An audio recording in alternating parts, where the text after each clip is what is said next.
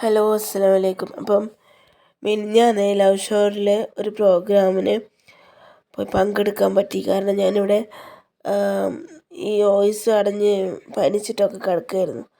അപ്പോൾ കുറേ ആയിട്ട് ഞാൻ പറഞ്ഞില്ലേ, സ്കൂൾ തുറന്നിട്ട് ഞാൻ പോയത് 22-ാം തീയതിത്തെ പ്രോഗ്രാമിനാണ്.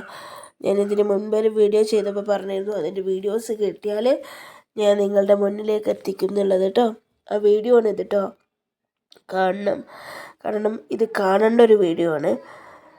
കാരണം നമ്മളൊക്കെ മാപ്പിളപ്പാട്ട് രംഗത്തും സിനിമാ പാട്ട് രംഗത്തും ഒക്കെ എഴുതിയ ആളുകൾ ഒക്കെ പറഞ്ഞു കേട്ടിട്ടേ ഉള്ളൂ, അല്ലെങ്കിൽ പാടിയ ആളുകൾ പാട്ട് കേട്ടിട്ടേ ഉള്ളൂ അല്ലേ.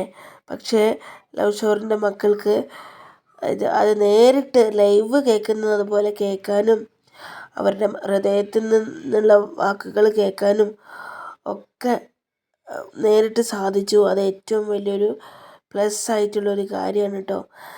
ഈ പാട്ടൊന്നും കേൾപ്പിക്കാത്തത് കോപ്പിറൈറ്റിൻ്റെ ഒരു വിഷയം വരും, അതുകൊണ്ടാണ് ആ പാട്ടൊന്നും കേൾപ്പിക്കാത്തത്.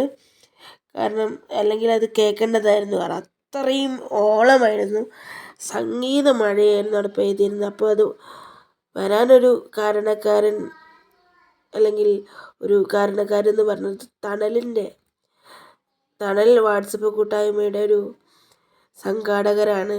RK എന്ന് പറയുന്ന ഒരു നല്ല മനസ്സിൻ്റെ ഉടമയിലുള്ള ഒരു വാട്സപ്പ് കൂട്ടായ്മ.